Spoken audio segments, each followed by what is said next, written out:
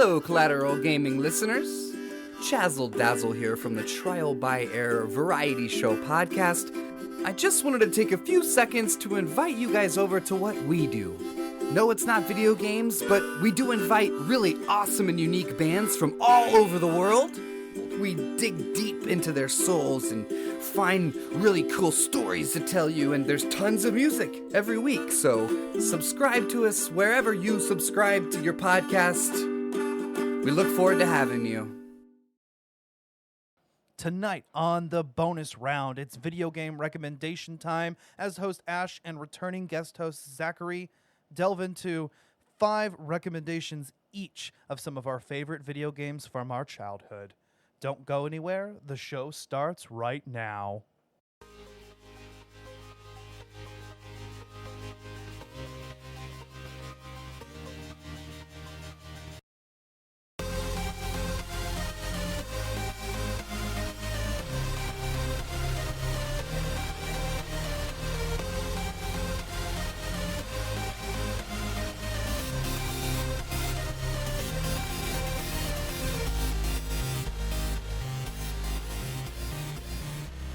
Welcome to Collateral Gaming bonus round. I'm Ashley Chancellor. And I'm Zachary Guillot. And tonight we are giving our video game recommendations. Woohoo! It's going to be a first.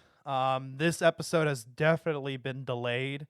I've been meaning to get this out for the past 2 months or so, or I think even more than that. But anyway, we're not going to get into too much here, but this is Zach's second time on here, right, man?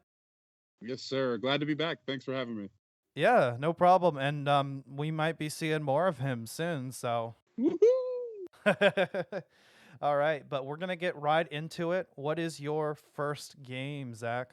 All right, so I spent a little bit of time on this list, but just coming up with it off the top of my head, the first game that popped into my head was 007 Nightfire. It was released back in 2002 for the PlayStation 2. And a little bit later for the Nintendo GameCube. And, I was so excited when I first got my hands on this game. I didn't get to play this game until about 2005. And at that point, I had watched and seen all of the Pierce Brosnan 007 movies. And I was absolutely in love with them. I thought he was really cool. Of course, Daniel Craig is here now, so we're not going to talk about that. But he's my favorite. But forget I said that. When I started playing that game, from the first mission of the campaign to my first multiplayer match with my sister, and she kicked my tail.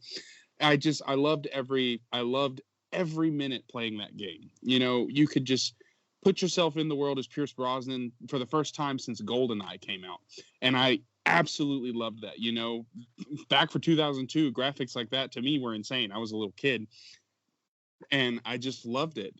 From the first mission where you're infiltrating the Russian castle during the party, I might add, to the end where you're stopping the launch of a spaceship. You got to go up. I think the mission is called Countdown, and that's the next to last mission where you have to infiltrate and go in and break down. Oh my goodness, you have to break down. Oh goodness. I'm losing it. I'm so sorry, dude. It's all good, dude. I've never played that one, but, everyone loves James Bond films, and everyone has fond memories of GoldenEye. That's usually the 007 game that people talk about. One of my favorite games on the Nintendo 64 to this day. Yeah. And this was on the next era, the PS2, GameCube, Xbox generation, right? Yes, sir. I wish they had released it for Xbox, but I don't think they did. No? Okay. Well, we'll have to check that out. But anyway, yeah, that sounds like a fun one. I'll have to get into that. I've never even played GoldenEye, actually. Oh my goodness, man. That's something you and I are definitely going to have to get into, or just you at some point. That game is top tier. Playing is, oh my God, Odd Job with the hat that you can throw and just take people out, and you can run around with the gold gun and just absolutely take people out with one shot. It was beautiful. And the graphics weren't the best, but what are you going to do? It's the 64. Yeah. Confession time. All right. I've never played, but I didn't really grow up with the 64. The GameCube was my first console. My mom didn't let me play video games until I was a little bit older. I mean, I was in elementary school still, but I understand that. I think my first console was the Dreamcast, and I think, in 4th or 5th grade, and it was a Valentine's Day gift, which I had never gotten one of those. Didn't even think those existed because, back then girls were icky, but didn't really think about that.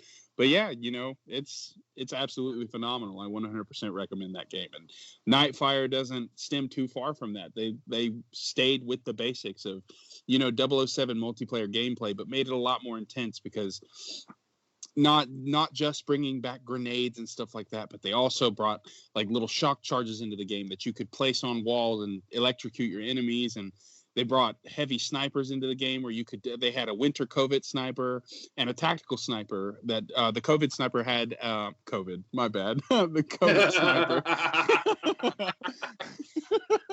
The COVID sniper had the winter tactical suppressor on it. And so you could silently take out your enemies, and it was just so cool. Immersing myself in that as a little kid was just incredible, and eventually I got so good at it that nobody wanted to play with me anymore because it was just 20-0 at the end every single time. But yeah, 100% recommend that game. If you haven't played it, the story is absolutely amazing. It's so good to go through multiple times. I will say that it is extremely difficult, even on the easiest difficulty, just because of the way the game mechanics work. The NPCs and the enemies are just, they're nothing to gawk at. They'll take you out if you're not paying attention.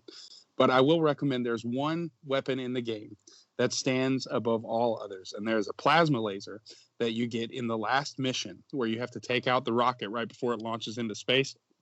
Unfortunately, you're unsuccessful, which the final mission of the game takes you into outer space, and you have to do a spacewalk while fighting goons to try to stop that countdown before it just goes down and blows up a large corporation, which is funneling billions of dollars. But, I won't spoil it for you. You go in and you enjoy the story. That's my first video game recommendation, 007 Nightfire for the PlayStation 2 or the Nintendo GameCube. If you haven't played it, you are missing out. Do yourself a favor and get a copy. And I just looked it up. Apparently, according to Wikipedia, it did come out on the Xbox. Yeah. There was other versions as well for Windows, GBA, and Mac, but it was a different version of the game. But yeah, that version of the game also came out on Xbox, apparently. Yeah, oh, wow. Now that I think about it, yeah, I think I bought a copy from GameStop when they were still selling GBA games. And I played it for 20 minutes. Yeah. That's it. It was terrible. Oh, really? It was putrid because, the graphics for that time, they weren't bad, but they were already bad enough. And putting that on the Game Boy Advance, it just didn't sit right, and nothing felt right. And I was just like, no, I can't do this. Well, that was back during a time when all games came out with a portable and a console release. It was weird. Yeah. They did their best to entertain everybody, those who didn't have consoles and those who had the little portable devices. So that makes sense. Yeah. Well, my first recommendation is Skate 3. Now, the Skate video game series, I've mentioned it before. I think it is objectively the best skateboarding video game series. I know the Tony Hawk remasters are coming out with Pro Skater 1 and 2, but I think Skate just blows Tony Hawk out of the water. It is more realistic. The controls are more fun.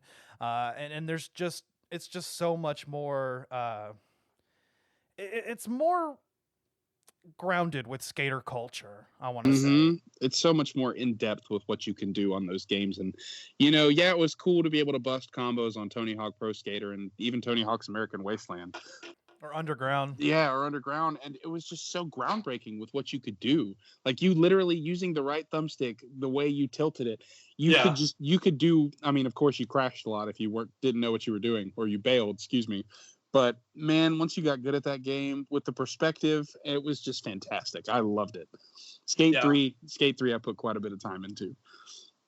Yeah, me too. And I've played Skate 1 and 2 as well, but 3 is definitely the best out of the series. Cannot wait for Skate 4.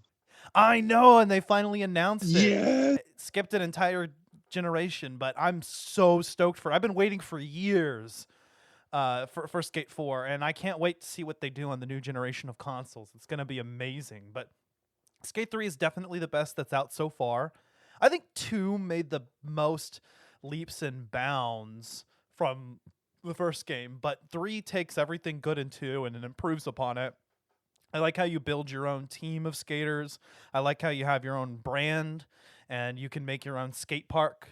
There's the whole skate park creator and everything. And I remember customizing all 5 of my characters in the game. And I decided I wanted a little bit of diversity among my skaters. So, I made sure I had minorities and women represented in my skate crew. Yes. But yeah, I had definitely people of color and a woman in my skate crew. That was important to me, at least in my most recent playthrough. Yes, sir. We got to do it.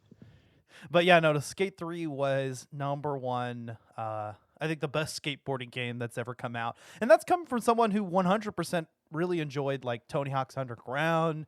I mean, that's a fun game, but and I think the Tony Hawk series holds a lot more nostalgic value, but Skate just blew it out of the water. My introduction to the series was actually Skate It on the Wii and the DS. There was a skate game released for the Wii and the DS. Oh my gosh, I am so uncultured. I had the Wii for the longest time, and it was the only thing I had. I could have been blessing my life. Yeah, there was. It was more of a spin-off, and it came out between Skate 2 and Skate 3, but it's called Skate It. And yeah, it was released for both the DS and the Wii, and the controls were pretty cool. They introduced the Flick It system with motion controls and with touch controls, and that was pretty interesting. Not as doesn't feel as intuitive as doing it with the thumbsticks does, but it was still a really cool system. You could even play it with the Wii balance board. Oh man, I can't even imagine the struggles that people dealt with. Now I kind of want to go buy one just to experience. It wasn't very good, but you could do it. Do you remember that Tony Hawk game that came out that you had a board? It was Tony Hawk Ride, I think.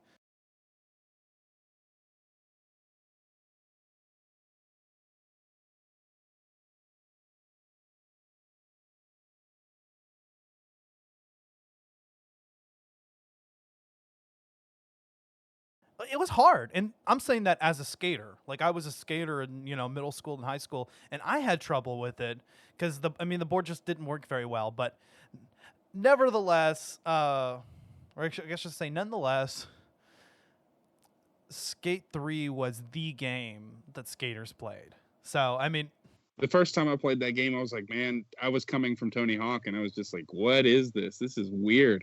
And then I got into it, and I started learning the controls. I was like, whoa, this is sick. This is so cool. You can do so much more. There's so much more opportunities for stuff. And playing with friends was awesome too. Like just doing trick battles. Oh, that's one of my favorite things about that game is playing with people. And I mean, yeah, that was a game I feel like was more created for a solo play, but taking turns with friends and just trying to do tricks better than the other, seeing how accurately you could flick the stick. I remember those days fondly, and it was crazy. All the stuff that we got into. You could play Skate, and I remember you could enter other people's worlds. I can't wait to see what they do with Skate 4. I'd really like them to expand on the multiplayer component in particular, but the solo experience is... Yeah, since they skipped a generation, I feel like Skate 4 is going to be absolutely mind-blowing with what the Series X and the PlayStation 5 are going to be capable of, and PCs nowadays, if they release it on PC, which I hope they do. But I'm so excited to see what kind of innovations they've made. It's going to be wild. Yeah, and Skate 3 already, it was just such a phenomenal game. I mean, it just came out on PS3 and Xbox 360. A PC version would be really cool. I'd like to see what they do with the Flick It control system. Yeah, the mouse would be wild. Keyboard of the mouse. Yeah, but I liked all the cameo appearances, or not even cameos. I mean, all the skaters in the game are like real life pro skaters, which Tony Hawk does as well. But there's just so many different characters and so many different brands, not characters, but actual, people. And you have like Giovanni Retta is your cameraman throughout the first 2 games. And then Shingo, who's a fictional original character, takes over in Skate 3. Yeah. If I have to say there's one low point, it's Retta is not the commentator in Skate 3 because he's just so funny. But he talks so much. But yeah, that was my number one, Skate 3.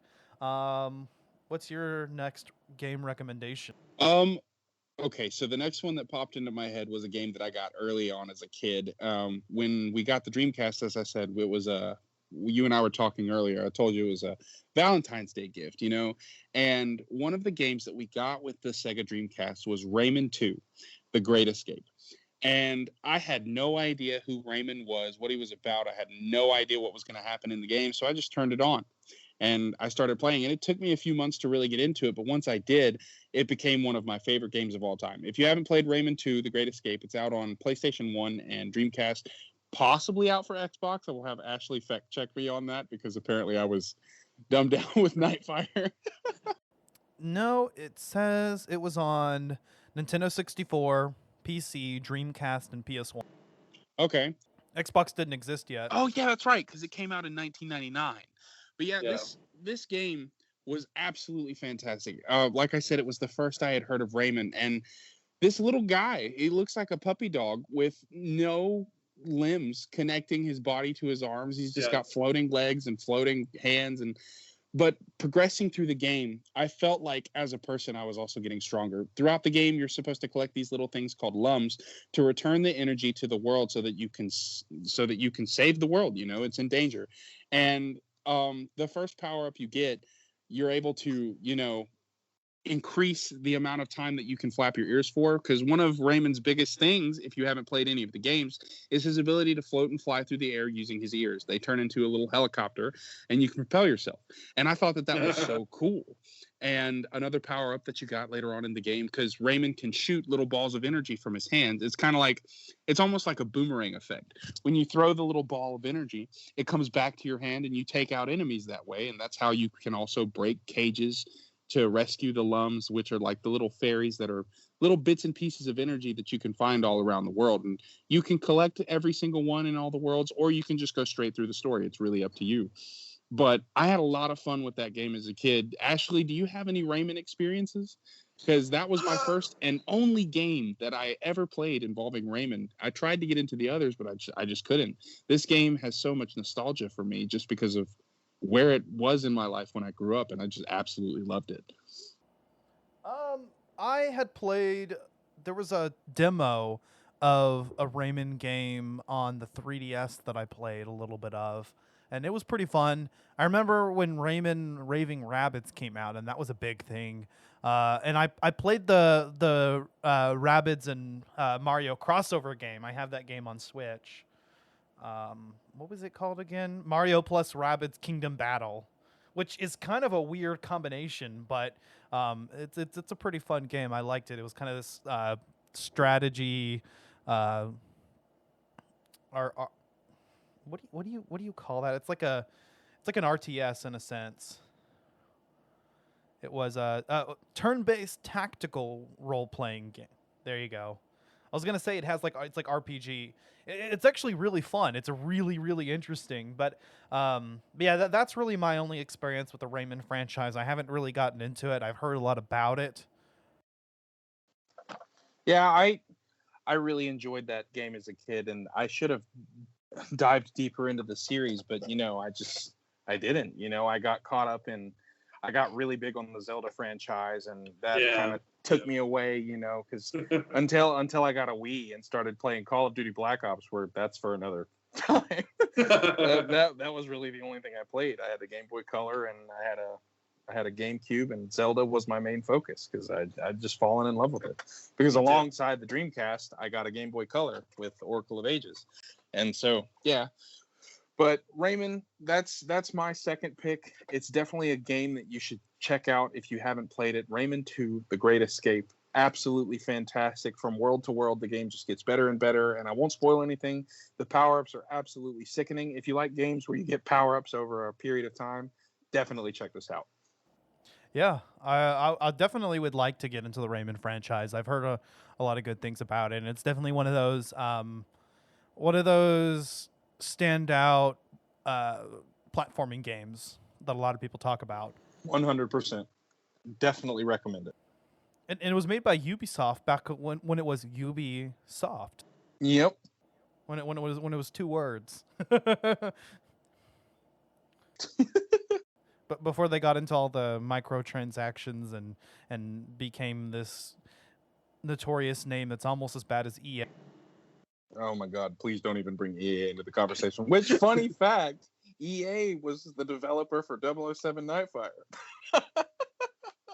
Oh man! And now they're just microtransactioning everything. That's why I don't play Battlefield anymore. Yeah, EA. I mean, there's been some good hits. Fallen Order is one of the few surprising things that came out of EA, and I think it's because EA stood out of the way and let the developers like do what they wanted to do. Yep, they didn't make it about money. They focused entirely on the story with that game, and that to this day will be one of my favorite story-based games. Not only because it's Star Wars, but just because it's so well done. And obviously, when you can accidentally force push a boss off a cliff and win in one hit, it's so good.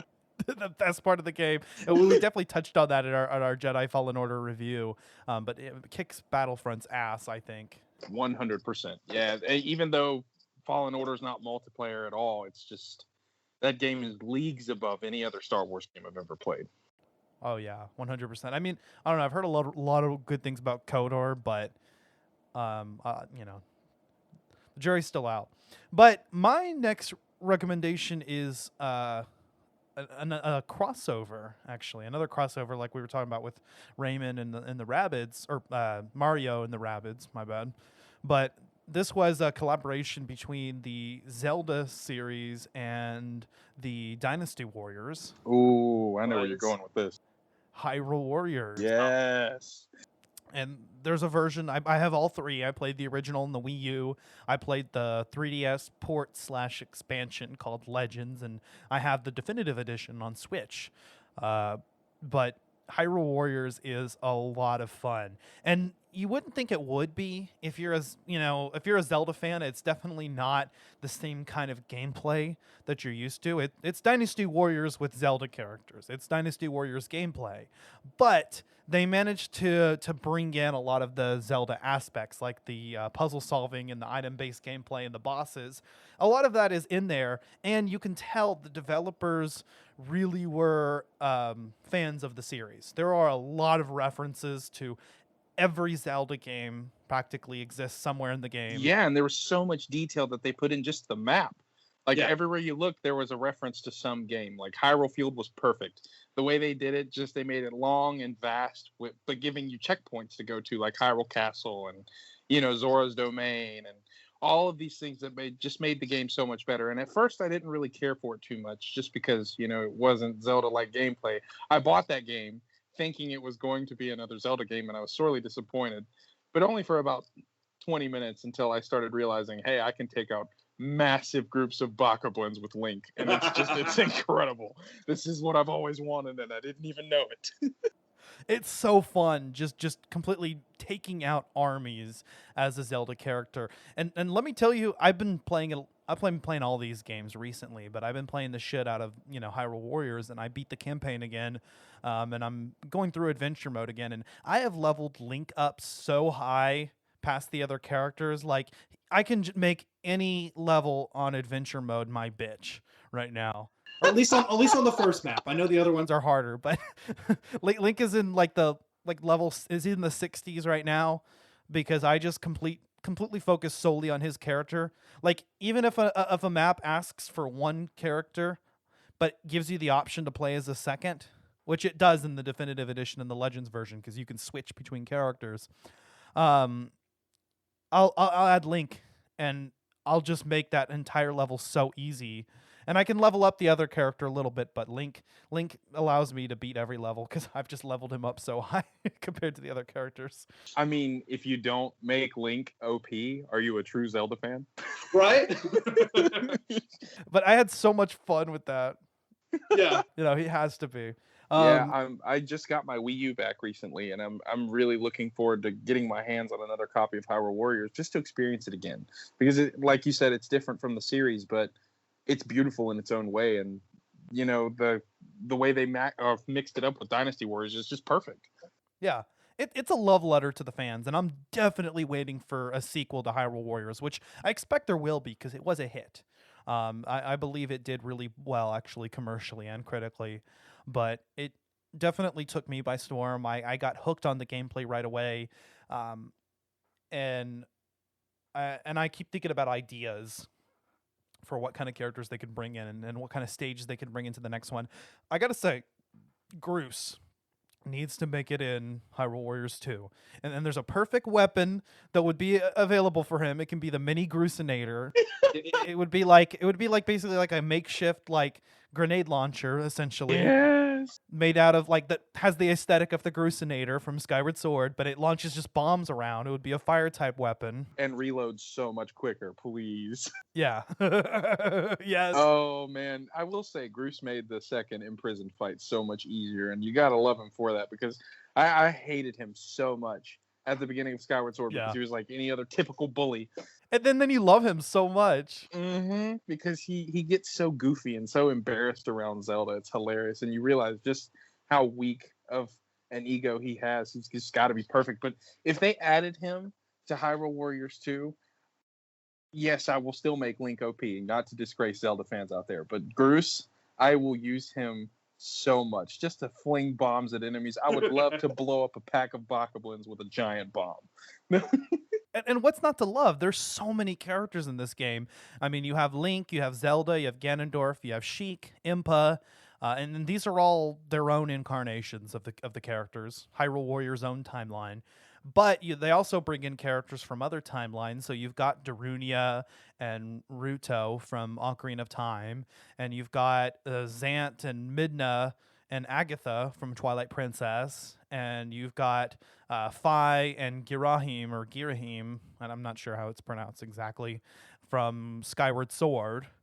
And you've also got new characters, Lana and Sia, and her minions, what's his face, Volga and Wizro.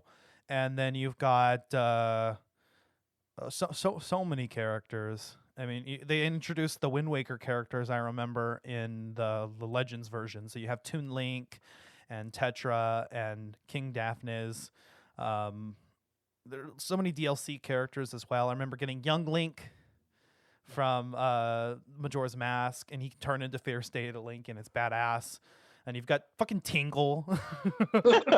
You know, for a game that does not line itself up with the actual series, I'm really happy that they put so much effort and so much detail into bringing in bits and pieces from every single game. And that's mainly the characters, just because when you add a new character from a specific game, it adds so much more meat to it. It adds so much more nostalgia for people that have actually played those games. You know, it gives them a reason to want to come in and play the game. Like, oh, well, Wind Waker's my favorite game. Toon Link's in this game. You better fucking believe I'm about to jump on this train. You know, let's get it. I want to. Oh, dude, I love the cartoon animations from the Wind Waker. And I don't think I played Legends, but did they add the cartoon animations for the bombs in Hyrule Warriors? Yeah, they did. Oh, in man. some of the stages. Now, not when Toon Link uses the regular bombs, but I think some of the stages do that with like the cannons and shit. Because I love the Wind Waker graphics, and it's so interesting seeing the Wind Waker, cell shaded characters stand with the rest of the like more realistic characters in Hyrule Warriors. Yep. It's a really interesting juxtaposition there, but it's a lot of fun. And Hyrule Warriors is definitely recommended. Whether you're a Dynasty Warriors fan, whether you're a Zelda fan, you should definitely check it out. Got to experience it. All right, well, let's move on to our next set. Ooh. My third recommendation for the night. Let's see. When I was a kid, a Game Boy Advance is something I really wanted to have. And my third recommendation for the night is Mario and Luigi Superstar Saga. That game, for me, was one of the most fun experiences I have ever had playing a Game Boy Advance game. Just because I had already loved Mario and Luigi going into it, but I didn't have a lot of experience with anything other than, Super Mario Bros. Or Yoshi's Island, Super Mario Advance 3. I played the hell out of that game, like 5-10 times over. It was ridiculous. But Mario and Luigi Superstar Saga was amazing for me, just because not only could you play as both Mario and Luigi, but it had a leveling up system where you could gradually get stronger throughout the entire game, where you would be going across the world and you'd run into an enemy that's randomly scurrying across the ground. And what do you remember the name of the thief from Mario and Luigi and Superstar Popple. Saga? Hopple? Popple. Popple. Okay, you run into him like 3 or 4 times, and I swear your relationship with him gets so much better throughout the thing. And it's just playing that game and leveling up Mario and Luigi up until you finally face Bowletta at the end of the game. Which, by the way, that fight takes way too long if you are not a high enough level. If you're not level 50 and up, that fight will take you at least half an hour. She has so much health, and her attacks are so hard to dodge. She has a heart laser that she fires at you. Her claws are impossible to jump over and dodge. And I love the character designs in that game. Yes. Of course, Mario and Luigi, Bowser, Peach, they're all going to look the same, but Cackletta, she was fantastic. She looked like this green, buggy-eyed alien monster crack thing that was just cackled. I can't even emulate it. And Fawful. Oh, he's such a great character. Oh my gosh, with his little beam helmet I love him so much. But there was just so much stuff that you could do in that game, and I really need to pick it up and play it again. But that's definitely my third recommendation. If you haven't played it, go through it and do it, because I don't think there's a level cap on that game either. You can just go around the world and beat the mess out of people, unless there is. If there is, I never reached it. I never. So there might be some of the later games, but I love the Mario and Luigi RPG series. It is definitely one of my favorites. I actually referenced it in one of the earlier bonus round episodes, our first episode, which was top 5 boss fights. I referenced Bowser's Inside Story, which is my favorite of the franchise as well, but Superstar Saga is really close behind it because it's definitely probably my second. I've played all of the games. I have all of them. I've played both of the remakes, the Superstar Saga remake on 3DS, Superstar Saga plus Bowser's Minions, and then there's Bowser's Inside Story plus Bowser Jr.'s Journey, and they're both in incredible remakes. Definitely, I think a lot of quality of life improvements and just great enhancements of the original, but the originals still hold up to this day. I love, like you said, the art style. I love the gameplay. I definitely think of the two, Mario and Luigi RPG series stands up higher for me than the Paper Mario series, although I love the Paper Mario series as well. But of those two RPG side stories, Mario and Luigi stands up for me just because I love the humor, I love the story, I love the characters, I love that. I love the artwork. Not a fan of how the artwork changed, because I know how you mentioned all the characters' designs were, in the Superstar Saga were really, really great. And even Mario and Luigi's design was originally a little bit different. There's subtle differences between their main series design. And then over time, they kind of started shifting to the mainstream design in the later games when they moved to the 3DS. So, and the remakes kind of reflect that. So that's one of the only downsides. But other than that, I mean, the series is still phenomenal. I love the battle system. I love how you can counter attacks when they're coming at you. Yeah.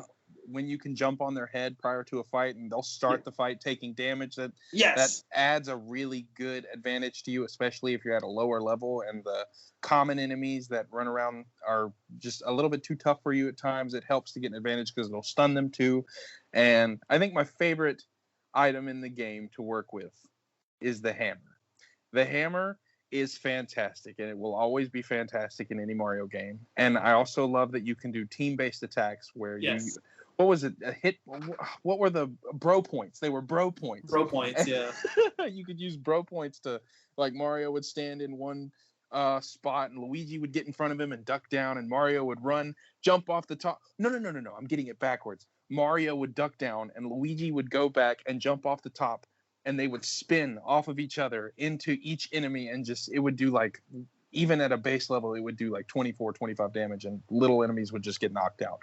I loved the system of attacking together using bro points. I loved the hit point system, the items that you could collect, like the mushrooms, Oh, it was just the bro points, potions, the syrups. The syrups were my favorite things in the game, just because Yeah. it made me want to, eat syrup. But that's that's another topic.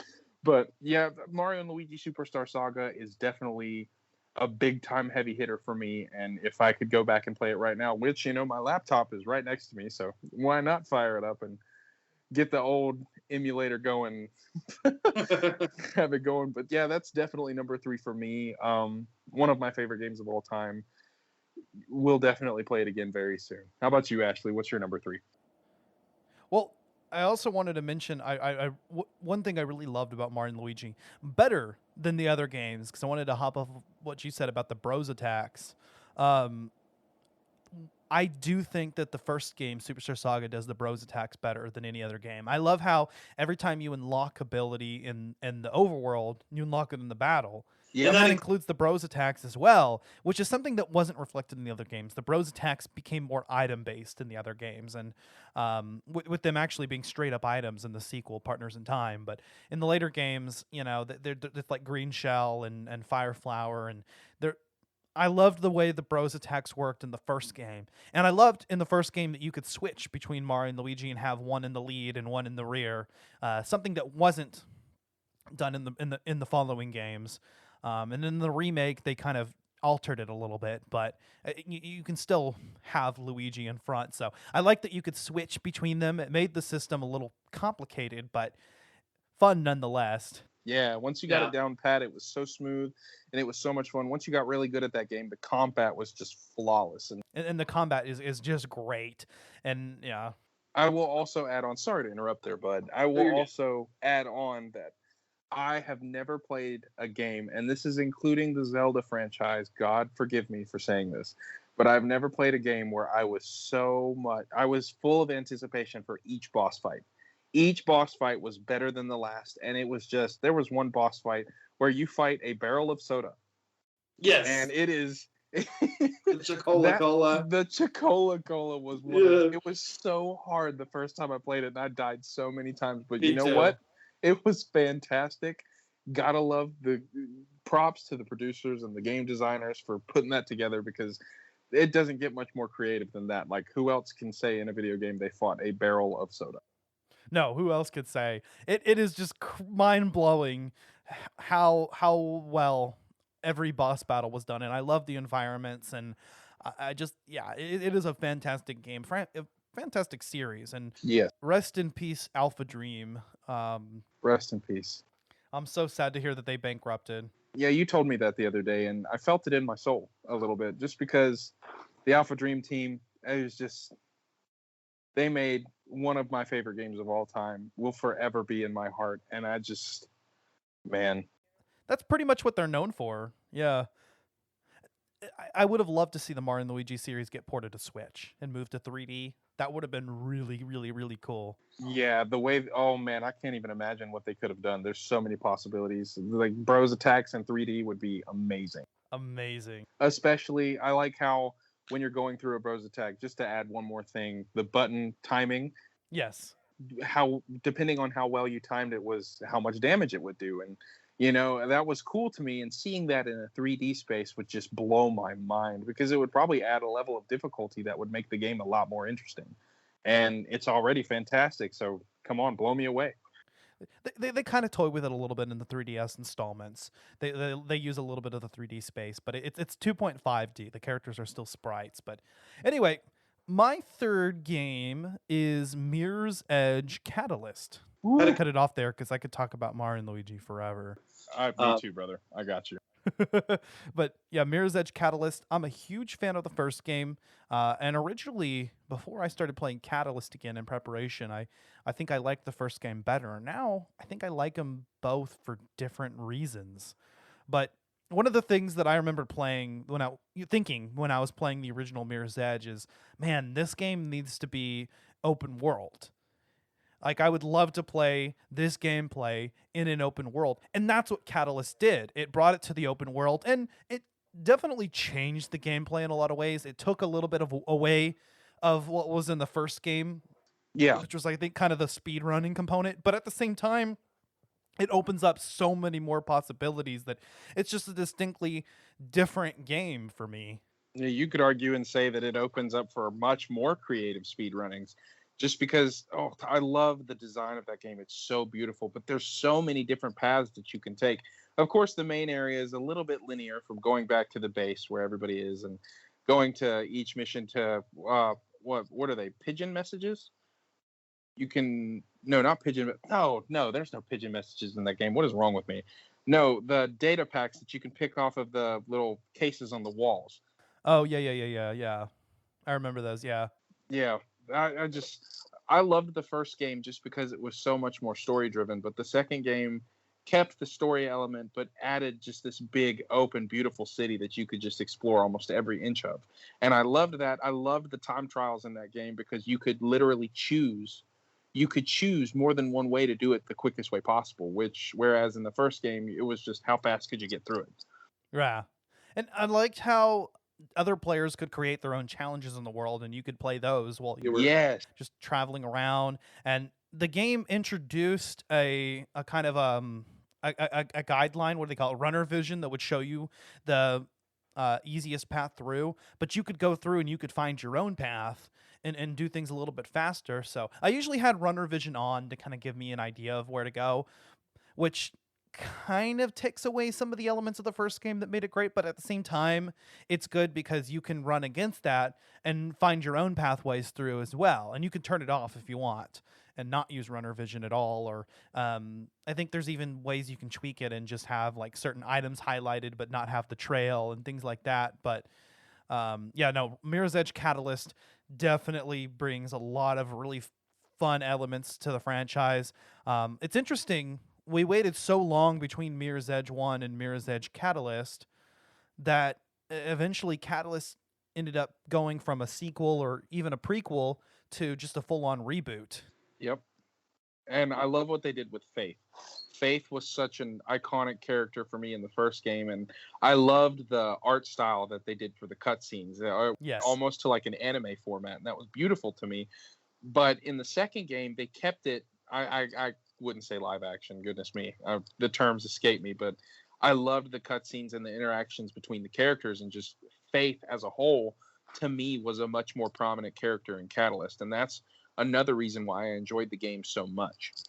And you know what else I love about both games is how combat is somewhat optional. I mean, there's some situations where you do have to fight your way through, but it's definitely a lot of situations where you can skip past it, and the focus of the game is to run as quickly as you can and just keep it up and don't slow down and just keep moving through the environment and never stop. And you can take out enemies. I love the combat system in Catalyst. I love how you can take down enemies, just run off a wall and then kick them in the head, and you can kick them in the legs, and you can knock them into other enemies or knock them over the edge. Yeah, there were a lot more options in Catalyst for how to deal with enemies, and it felt like I also liked how the enemies in Catalyst had health bars. In the first game, you just kind of had to wing it and hope for the best, prepare for the worst.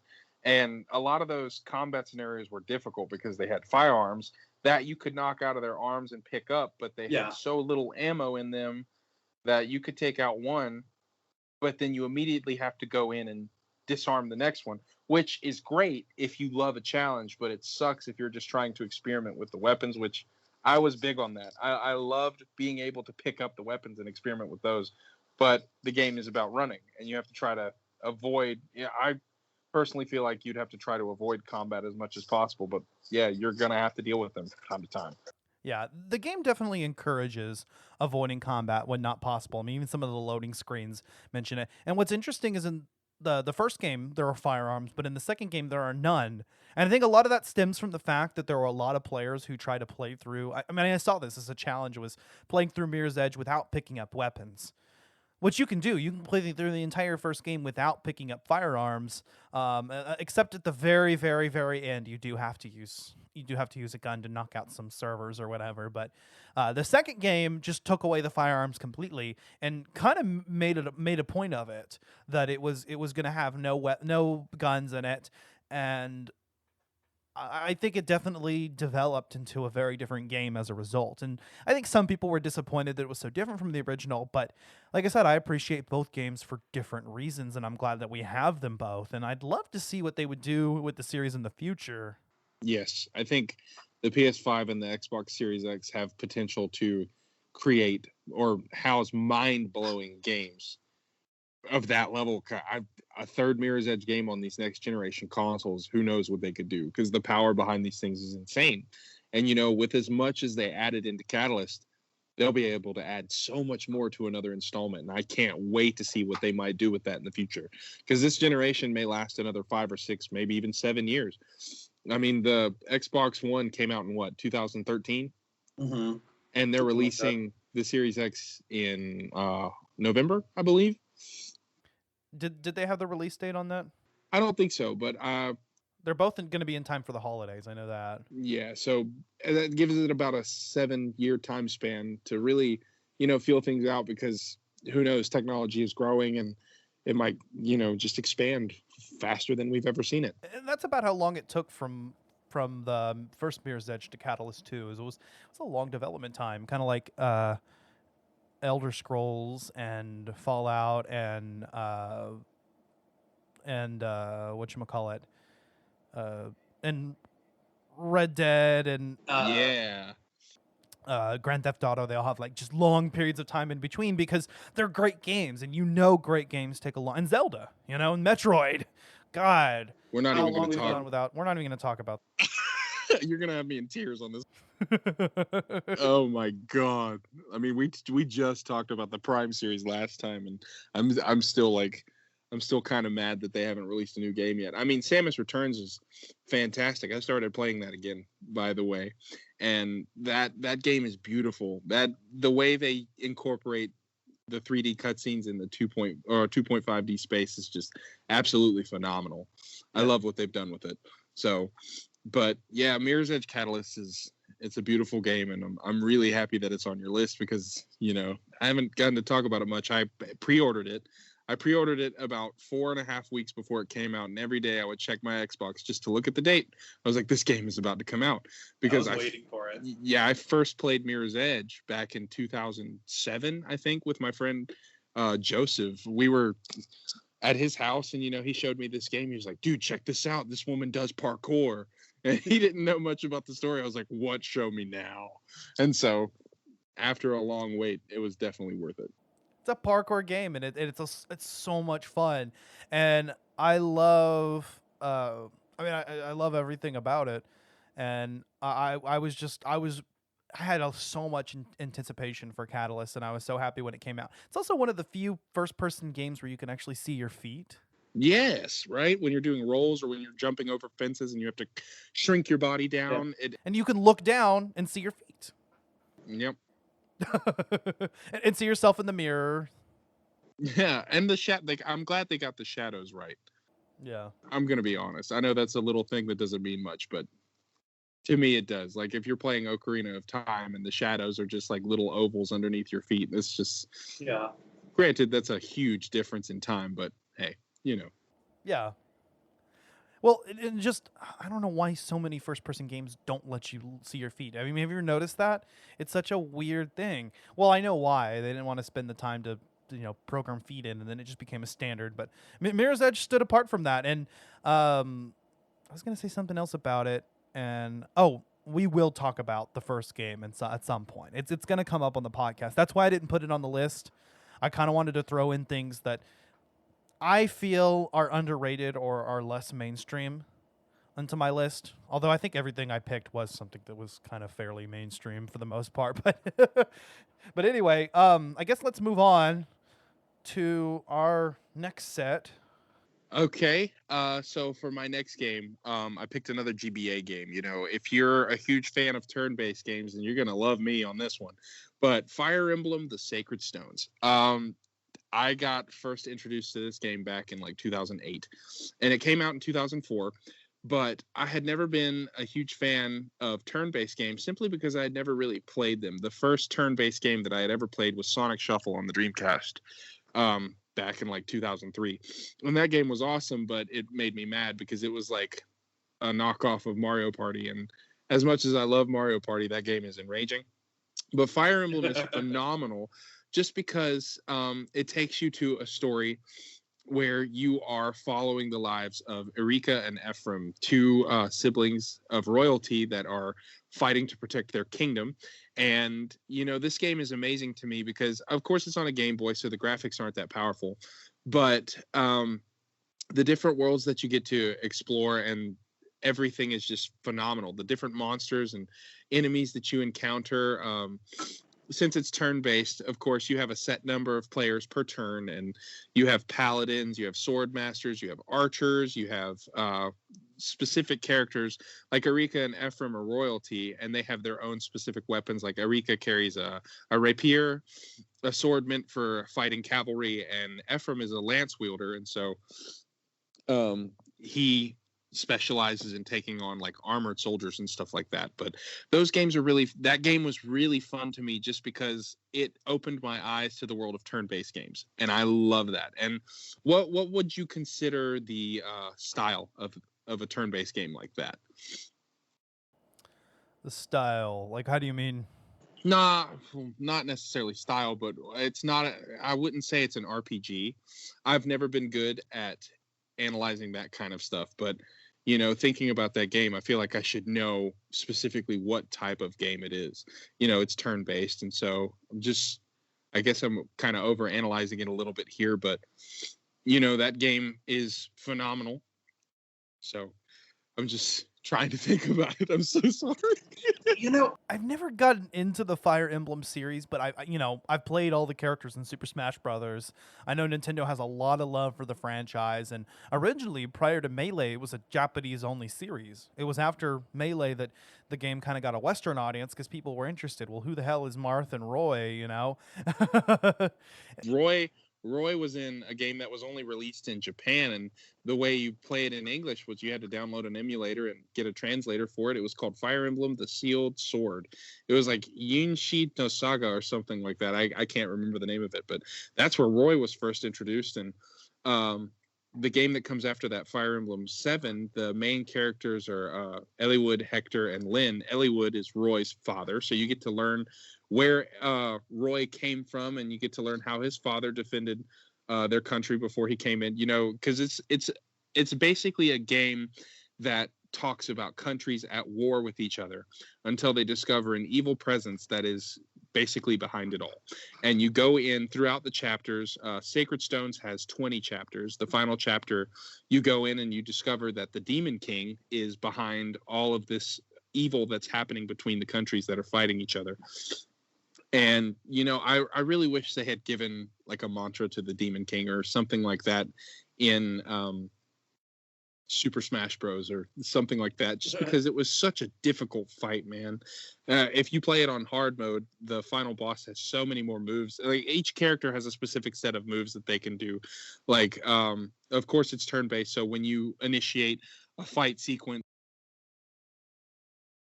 the characters take turns. Like, you'll hit and you have a certain percentage of whether or not you'll hit them. You'll do a critical, and then vice versa. Your enemy will take the turn, and if they have a high chance of hitting you, they're going to hit you.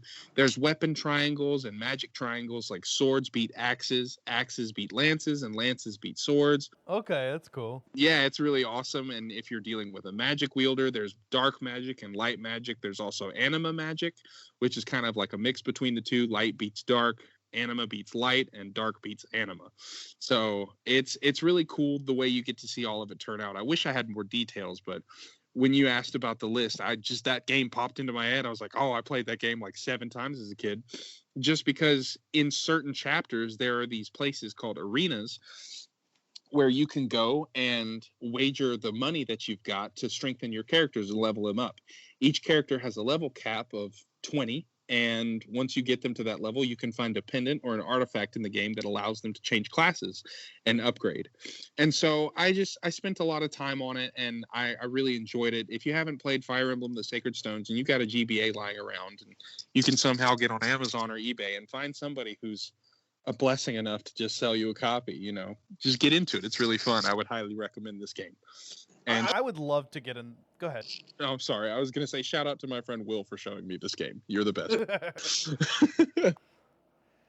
Yeah, I would definitely love to get into the Fire Emblem series, and I'm a sucker for turn-based games, turn-based RPGs. I mean, I love Final Fantasy, Pokemon, but and Paper Mario. I mean, we mentioned that earlier. That's another. At least the first couple games are turn-based, and Mario and Luigi is turn-based as well. It is. Yeah. Oh, we didn't even say that. It's turn-based with free exploration, I guess you would say. Right, exactly. Which a lot of turn-based games do. My number 4 is Batman Arkham Asylum. I think this is probably the most mainstream game out of the list, but I decided picking Arkham Asylum was good because it's definitely the oldest game, and I think it's one of the more overlooked and underrated games of the series just because Arkham City is just so much better, and Arkham Knight is obviously is phenomenal as well. And a lot of people don't talk about Origins, so I suppose that would have been a good one to talk about. But Arkham Asylum just really was the first game to just really, and I know it's gonna sound cliche, but it was the first game to make you feel like Batman. Yes, 100%. And I don't blame you for not choosing Origins, because really the only memorable moment from that game for me, forgive me if I'm, causing anybody's blood to boil, but I only really like the fight with Deathstroke in that game. That's one of the highlights, and I like the crime scenes in Origins. Those were cool. And Origins didn't use the same voice actors for the characters. No, it didn't. Yeah, Kevin Conroy and Mark Hamill. Yeah, Mark Hamill was not the Joker. Kevin Conroy was not Batman. And right away, I was like, okay, I can't enjoy this game. But Arkham Asylum is phenomenal. It's just so good. It's so good all the way up until the final fight with Joker. It's just so good. Yeah. Oh my God. That was kind of weird, but it's a fun fight. No, I just love Arkham Asylum. It has definitely like the best atmosphere. There is something unique about Arkham Asylum that isn't quite in the other games. And even though like Arkham City is objectively superior in every other way, it expands on everything that Arkham Asylum does well and just makes it even better. There is just something about Asylum, about being in that closed-in area with Joker having taken over, and you just kind of feel the gravity of the situation, and you're isolated. Yes, and then also you kind of see the asylum transform over time, and different enemies occupy. It gets even worse than it already is. Yes. I love how originally you see the guards around, and then later Joker's goons, and then later the fucking psychos take over and kill all the goons, and then Poison Ivy's plants take over and kill all the psychos. Oh man, it's just one giant Batman-infested snowball.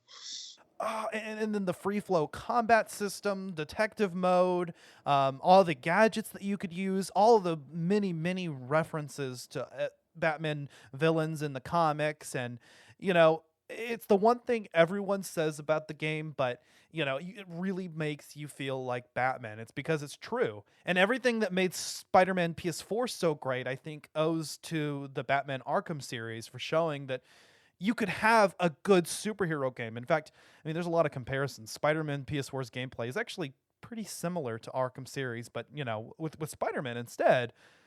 And that's not a bad thing to say. This is the way that superhero games should be. I love the stealth gameplay. I love that it touched on every aspect of Batman's character, including, him being a detective. I mean, there have been plenty of Batman games over the years, but none reach the quality of the Batman Arkham series. No, not at all. Not at all. And honestly, Arkham Asylum was the first game I ever played that incorporated a skill tree where you could just unlock stuff throughout the game just to make yourself stronger, to make yourself more powerful. And it was really cool watching the story unfold. And I haven't played Arkham Asylum in a long time. I think I played it back in 2013 was the first time I played it. So it's been some time, but man, I'm actually working on Arkham Knight right now, and thinking about it, it's just really cool to see how far the Arkham series has come. And I think they're gonna. What is it? What's the next game that's gonna come out? Gotham Knights. Gotham Knights, and it's not part of the universe, and it's very different gameplay, but it looks interesting. It does look interesting, and it kind of makes me sad that they're not making another Arkham game. But I think with the big, if well, I don't want to say that because that might be spoilers for people that haven't seen the Gotham Knights trailer. If you haven't seen it, go check it out because it kind of gives some clarity to the end of the Arkham series if you've played it. I think Gotham Knights did come out of a Arkham sequel. At some point, the game was meant to be a sequel to Arkham Knight, and that shows because the premise of Gotham Knights is so similar to the ending of Arkham Knight, if not just for a few things that make the continuity just not work between the two. And then they did confirm it's a separate universe, but it originally came out of what was going to be an Arkham sequel, and then it eventually turned into Gotham Knights. Is what I've heard. Originally, there was going to be a game where I think you actually played as Damian Wayne. Yeah. But then there were other, I heard other rumors that they were going to have WB Games Montreal take over again instead of Rocksteady.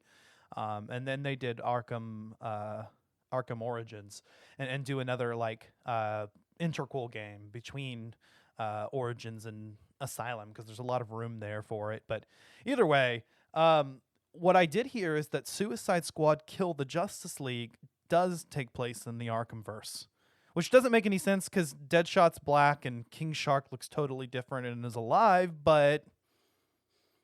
you got to do what you got to do, right? You got to do what you got to do.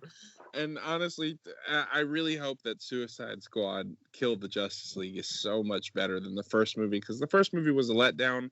But at the same time, they had a solid casting for it. I loved Will Smith as Deadshot. This is a video game. Oh, no, not to be confused with James Gunn's The Suicide Squad. I am so sorry, everyone. Please forgive me. No, you're good. This was just announced at Fandom, so the same day Gotham Knights was announced. Okay, well, my apologies. But hey, hopefully in every way it's still better than the movie. Yeah. We talked about it on Collateral Cinema, and I'm kind of an apologist for the movie. It's a guilty pleasure of mine. There are things of it that I like, but I know that James Gunn's version is going to be so much better, and I hope that this game is really going to be really, really, really good. We don't know anything about the gameplay yet. They just released like kind of a story trailer, or teaser. Well, that's going to be interesting. I'm definitely going to have to check that out since very obviously I didn't know very much about it. And Rocksteady's behind it, so. Oh, okay. Well then, yeah, most definitely. Yeah, Rocksteady's developing it, whereas Gotham Knights is, I think, by WB Games Montreal. But anyway, let's move on to our final picks of the night. Oh, okay. So my final pick and one of the biggest heavy hitters of probably my entire gaming life, The Grinch. If you're a fan of How the Grinch Stole Christmas, then this is the game for you. This, let me check really quick and make sure I've got the release date right. Yeah, it was released in 2000 for the Sega Dreamcast and the PlayStation 1. And this, if you've seen How the Grinch Stole Christmas, this basically takes that entire plot and puts it into a video game format. You start the game up on Mount, oh my God.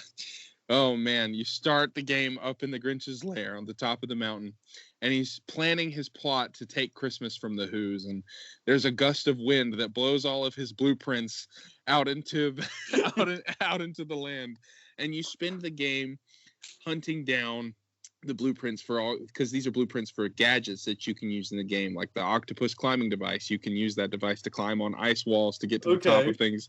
The rocket spring, where you can just launch onto higher ledges. You have an egg shooter. Throughout the game, you use rotten eggs as fuel for all of your devices. You can hold up to 200 rotten eggs, and you can use these to just absolutely wreak havoc on people. There's a slime shooter where you can coat Who's and slime made out of rotten eggs. And this game is absolutely phenomenal to me because this is a game that I grew up playing with my dad, and this was something, my dad isn't much of a gamer, but this is a game that my dad has beat far more than I have, and he still plays it to this day. I'll get up in the morning sometimes to get some schoolwork done, and he'll be playing The Grinch, and I'll just have a little moment of emotion. And sometimes I'll sit down and play it with him because there are still parts that he comes to that he can't quite figure out. And I'll sit down and I'll be like, okay, let me see if I can remember this.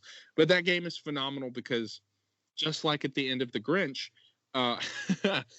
your heart grows 2 sizes bigger and you return everything and you make it right. And I think one of my favorite things about the game is the final, I guess you could call it a final boss, but it's more of a final encounter. More than anything, you're chasing Santa while he's on his sleigh, while he's dropping presents down to everybody in Whoville, and you got to shoot him down with your sleigh that you've gone around the world collecting parts for. There's 4 main areas in the game that you can go to. There's Whoville, there's the swamp, or not the swamp, excuse me, the Whoville dump where everybody dumps their trash. There's the Who Forest, which is like a winter wasteland. And there's Who Lake, where the Boy Scouts of Whoville go and hang out. And in each area, there are 10 missions that you have, and it's just basically sabotaging everything. In Whoville, you can sabotage the mail. You can fire rotten eggs into open windows. You can go inside the mayor's office and deface his statue, and basically you carve it up to where he's wearing a sombrero and a tutu. It's hilarious. And just this game is so nostalgic for me because I've put a lot of hours into it, and it's got a lot of memories attached to the time I've spent with my dad. Ashley, have you ever heard of this game? Have you ever played it? I've never played it, but it reminds me, from what you're talking about, it kind of reminds me of a series of unfortunate events GBA game.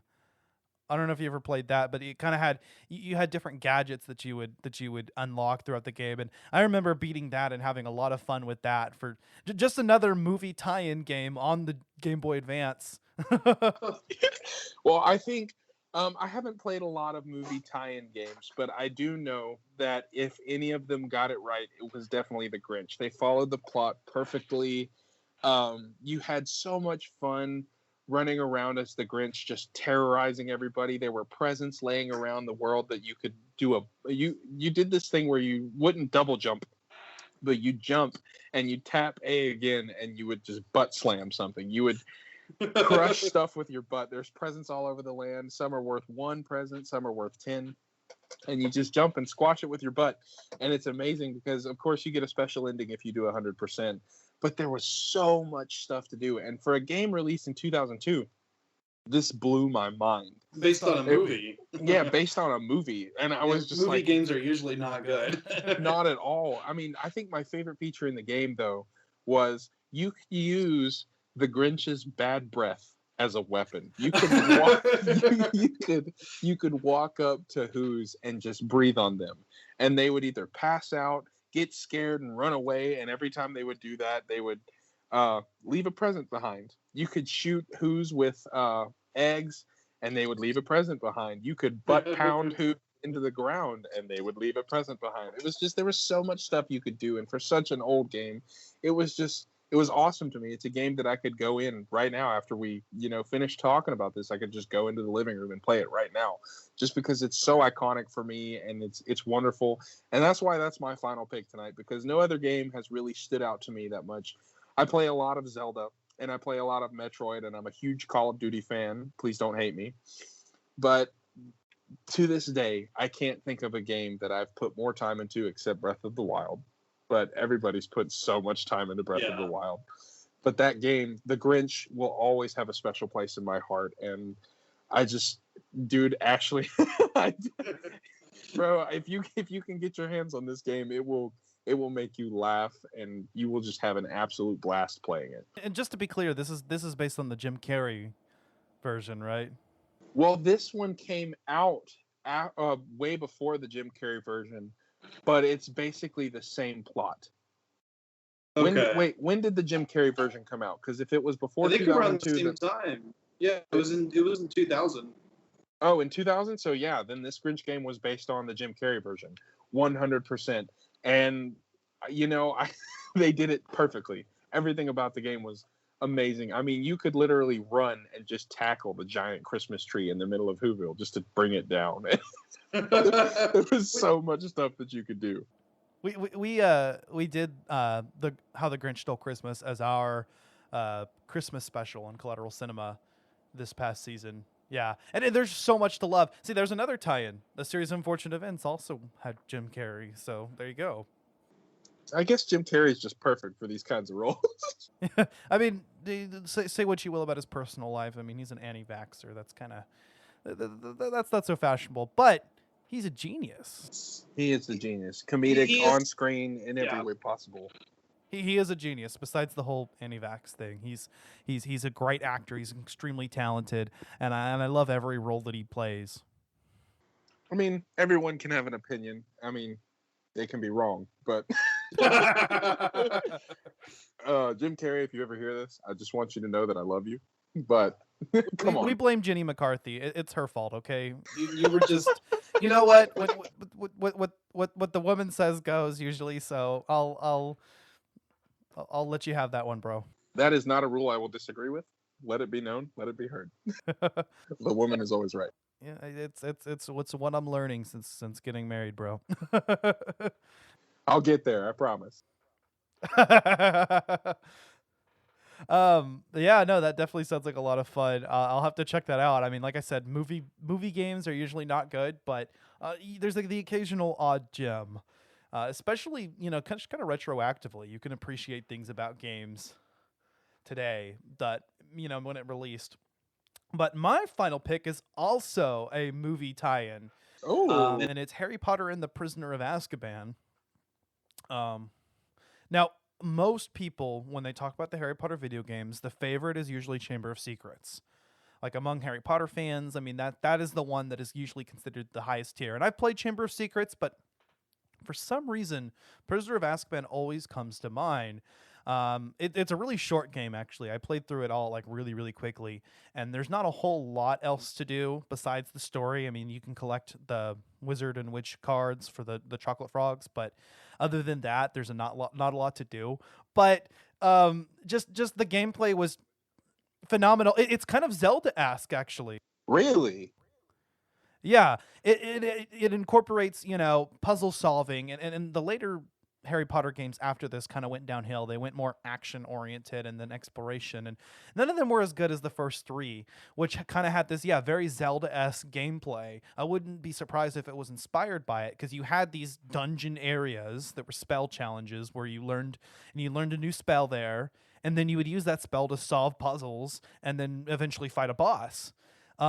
And what was cool about Prisoner of Azkaban was that you could switch between Harry, Ron, and Hermione. It was the first game in the series to let you do that, and they each had different spells that the other ones didn't.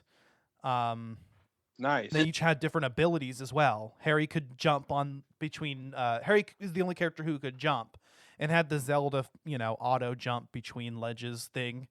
Hermione could fit into small holes or underneath grates, and Ron could search through bookcases and find hidden passageways. You kind of got me wanting to go check it out, because growing up I was never too big on the Harry Potter series, just because my parents weren't too keen on the idea of me watching something that was witchcraft based. Oh no, you had parents like that. Yeah, but it's all right. I'm 23 now. They can't say much about it. But what console was this on? This was on the GameCube, PS2, and Xbox. Which I recently replayed it on my Xbox 360. One of the Xbox games that's compatible, and I had a blast with it. I jumped right back into my childhood. I mean, it doesn't stand up as well as I thought it did. I mean, the graphics are kind of iffy, and the voice acting is not the original voice actors, and you can tell. And it's a very short game, and it's not as big. I remember exploring Hogwarts before and thinking how cool it was to go in on every floor and explore it. And it definitely didn't seem as big as compared to a lot of modern day games. But nonetheless, I had a lot of fun with it. I enjoyed going through each part of the story. And I'm a huge Harry Potter fan. I read all the books, watched all the movies. I used to be obsessed. I mentioned this in our Lego Harry Potter episode. But I thought it was phenomenal, just as a standalone game. You don't have to be a Harry Potter game. I mean, I think it's really a lot of fun. And maybe Chamber of Secrets is better, but I haven't played it in a long time. For like I said, Prisoner of Azkaban is the one that stands out to me for some reason. Well, I do have a PS2 here at the house, so I can't imagine not getting on Amazon in the morning and trying to see how much this game goes for. Because, when you say that it's, well, I'm getting deeper into Harry Potter because I've started watching the movies. I'm on, I think, Chamber of Secrets right now. I'm on the second movie, and I've started reading the first book. And I gotta say, I love it. It is amazing, and it is so cool. I think it only gets better, bro. Man, I am just so excited to get deeper into it. And I tell you what, man. Oh, it's great, man.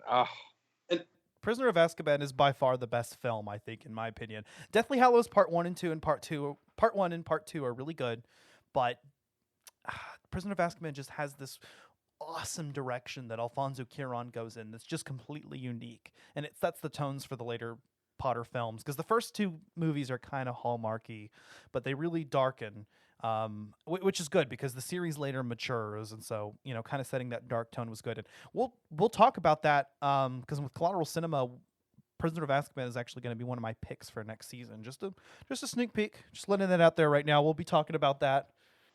Well, I tell you what, man, I had a dream one time where after seeing the first movie, I had a dream where I caught the golden snitch. Oh, really? Yep. I wasn't doing anything related to it, but I just found it. I think I was like walking down a sidewalk and I found it, and I was like, man, I got to finish this series. Yeah. I got to do it. What was one of the best Harry Potter video games to ever come out? Please tell me. Quidditch World Cup. It's a whole game that's just about Quidditch, and it is actually really, really good. A lot of Harry. Again, it's kind of held in the same regard as Chamber of Secrets among Harry Potter fans. It's a legitimately pretty good game. And I remember playing that on the GameCube as well. Quidditch World Cup, man. I want to play Quidditch, even though I know it's probably not possible because we can't fly on brooms. No. But that game looks like it's so much fun. I mean it's aggressive at times, and I wouldn't want to get flung into a pillar, but it's worth the sacrifice. Yeah, Quidditch World Cup was a lot of fun as a game because you start in Hogwarts, and then once you finish the Hogwarts section and win the house, the Quidditch Cup, then you can get the then you move on to the world. And you can play as a team from England or from USA or from Bulgaria or Ireland, and you can win the World Cup, the Quidditch World Cup. Oh my God! Yeah, it's really, really cool. FIFA for Magic lovers. It's great. Yeah, and in each team has different special moves you can use. Well, I think you sold me, and. Maybe not just. Oh, I mean, definitely, I'm gonna try this Harry Potter game now. But I want to play Quidditch World Cup. I've got to because I love Quidditch so much. I love the idea of it. It's like basketball, but for gods. Yes. Or soccer, but for really just act. Oh man, I'm gonna start talking out of. It's British, so it's football. Football. But yeah, we're going over an hour now, so I guess we'll kind of wrap it up here. But yeah, I had a lot of fun here. It was fun to kind of talk about my childhood a little bit again. Dude, yes, I have got so many memories, dude. I'm going to play Superstar Saga tomorrow. I don't care what anyone says. I'm going to finish my schoolwork and clean up around the house, and then it's time for some Mario. And Luigi. Can't forget, I love you, Luigi. Don't forget, Luigi's Mansion will always be honorable mention. There you go. Luigi's Mansion. Luigi's Mansion is awesome. And Mario and Luigi Dream Team, that game is dedicated to Luigi because it came out during the year of Luigi. Yeah. So that one actually focuses on Luigi, which is cool because Luigi was always my favorite. Luigi is always Luigi reminds me of the bullied kid in high school that didn't get all the attention. He just kind of tags along with his older brother. But, Luigi is he's one of my mains in Smash, actually. He's fantastic. You hit somebody with a proper up B, they're gone. Yeah. Luigi was fun, and you don't unlock him till later in Melee, I remember, which is the Smash game I played most growing up. Same. Likewise. I never actually played. I mean, I've played it now, of course, but growing up, I never even knew that there was a Smash for the Nintendo 64. I thought that Melee was the first one. Oh, really? Lo and behold, my eyes were opened to getting my ass beat in Smash 64. Because I was really good at Melee, and I was like, oh, I'm gonna go in and I'm gonna dominate. Oh, I was wrong. Melee is still considered like one of the definitive entries in the series, and it's still played at a lot of tournaments. Like people still play, and people still prefer to play Smash with GameCube controllers for some reason. Like that's how they got used to it. It is 100% the best and easiest and most fun controller layout. When I play Smash, I take a GameCube controller with me. I have to. I just absolutely have to. I think we can all agree that Ultimate is now the definitive Smash experience because how could it not be? It includes every single character from every game. So, I mean, there's no contest. It's objectively the best Smash game. But we all have memories of Melee and Brawl.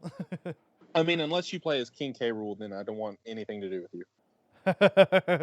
You're fired from life if you play as. I mean, sure, he's a character. He's a playable character. But if you play as him or Cloud, you're dead to me. But yeah, guys, you can find Collateral Cinema wherever you get your podcasts. We're on Apple Podcasts, Spotify, Google Play. I think we just got on Pandora. I didn't realize we weren't on Pandora, so we're on Pandora now. We're on YouTube. I'm actually finally started releasing some of our Let's Plays. I have the Breath of the Wild Let's Play out for our patrons. It is a Patreon exclusive, but part 1 is available for free on YouTube. If you want to watch the rest, you'll get access to the playlist.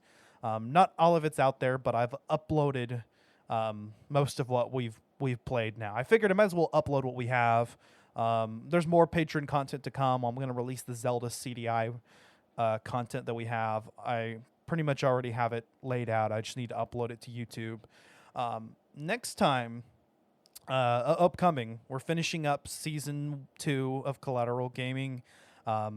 Honestly, it was supposed to be done this month in August, or last month in August, but we're finishing up in September.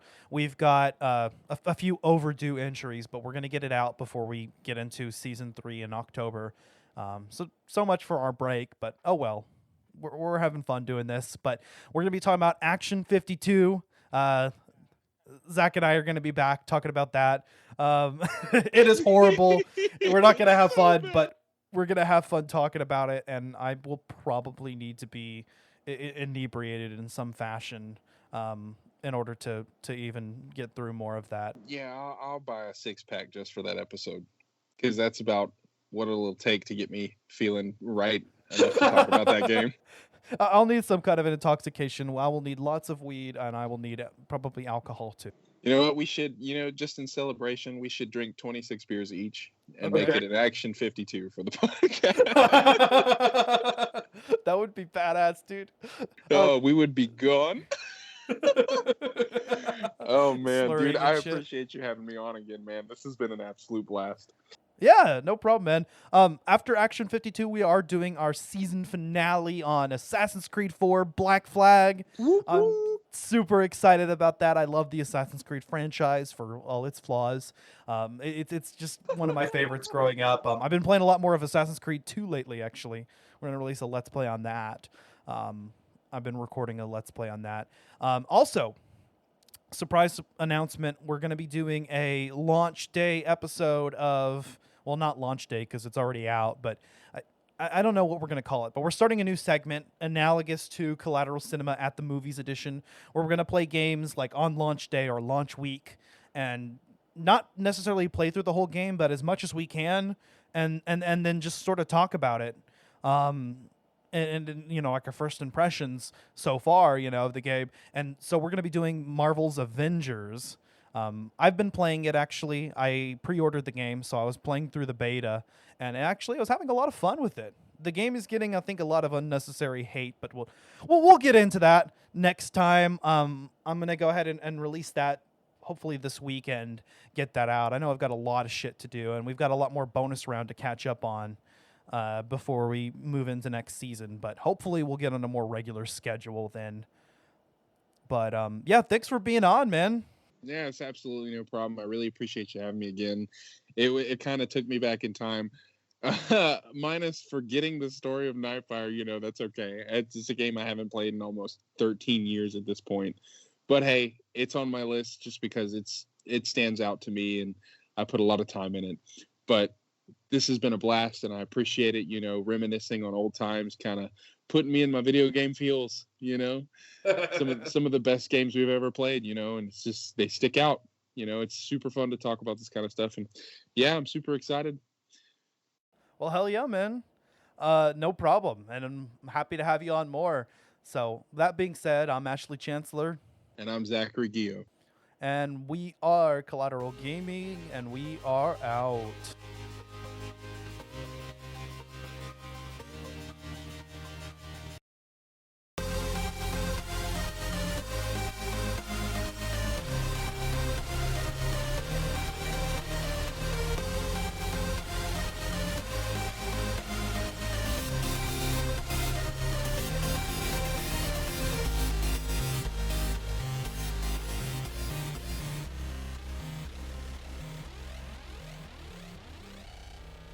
Collateral Gaming is an L Company production.